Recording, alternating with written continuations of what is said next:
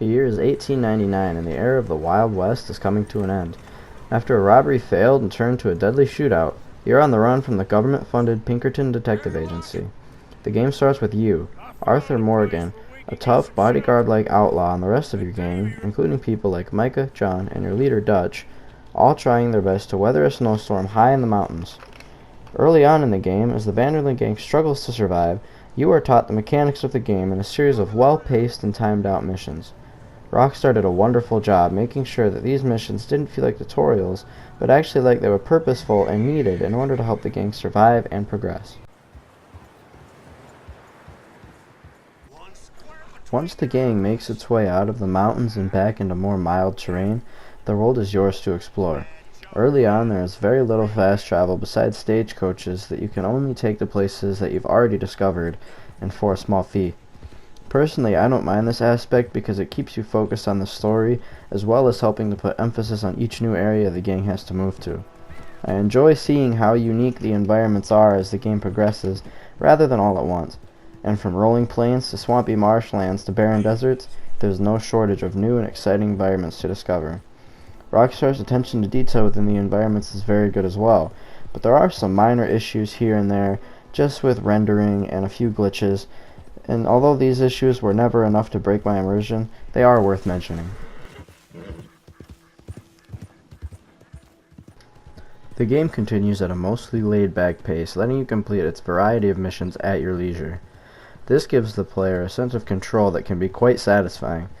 As you progress through the game, you're sure to come across people in need along your path. These chance encounters can be ignored, but when they aren't ignored, they can play a vital role in the game by affecting your honor stat. The honor represents whether or not the various characters in the game see you as a good or bad person. Honor also affects the ending of the game. You can raise or lower your honor by the actions you take throughout the game.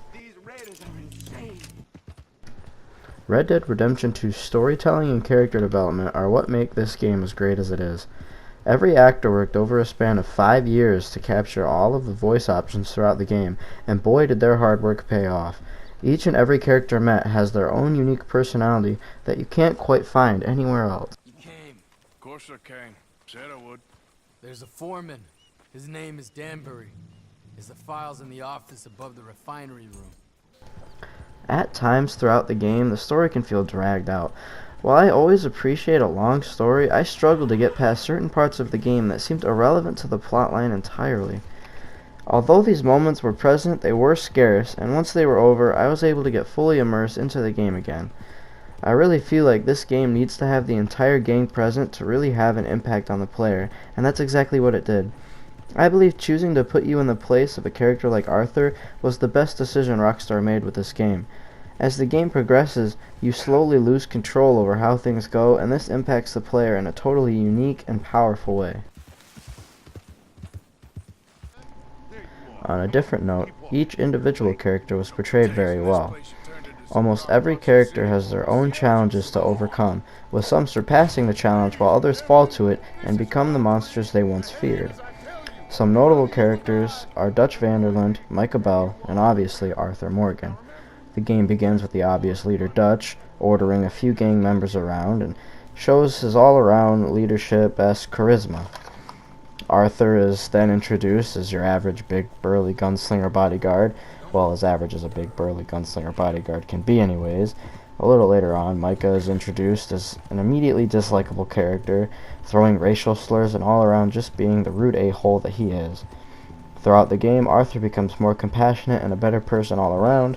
Micah eases his way into the role of the most hated video game character of all time, and in my personal favorite character arc, Dutch slowly but surely loses his mind to the pressure and manipulation of the Pinkerton Detective Agency.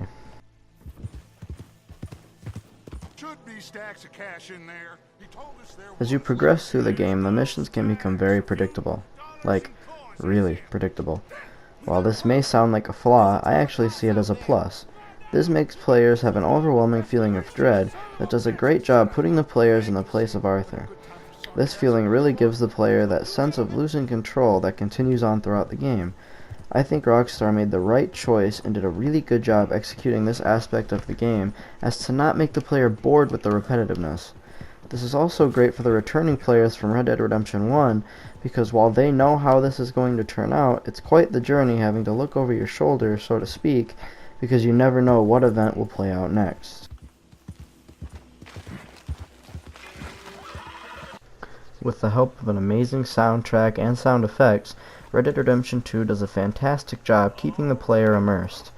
You truly feel as though you are in the world and the decisions you make affect the outcome of the game, as well as the characters' thoughts of you throughout the game, as well as in the epilogue.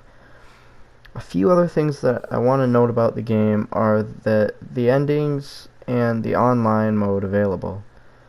Now, I won't spoil anything, but if you get the quote-unquote good ending, you are in for one of the most emotional endings in video game history. The last thing I want to talk about is the online version of the game. While this sounds like a good idea on paper, Rockstar did a terrible job executing it.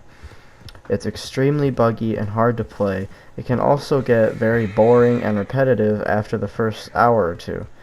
This is probably the only aspect of the game worth knocking points off for, and let's be honest here guys, all we really wanted was a multiplayer zombies mode. Arthur! Morning, Arthur. All in all, Red Dead Redemption 2 is a must-have game that is truly deserving of the Game of the Year award that it got cheated out of. With amazing gameplay and graphics, as well as a soundtrack that does a pretty good job giving the game the right atmosphere for the moment, I will give Red Dead Redemption 2 a 9.5 out of 10, knocking off a half a point for the shoddy online play and a few breaks in the graphics, as well as the story dragging on and a few points throughout the game. But I cannot stress enough that none of this even comes close to being able to break your immersion or hurt the amazing storytelling that Rockstar brings to the table. This game is easily worth more than the market value at $60 and is one of the best ways to spend 70 hours that I can think of. Thank you all for watching, leave a like and subscribe for more, and I will catch you all in the next video. See ya! Here's your money. Thank you.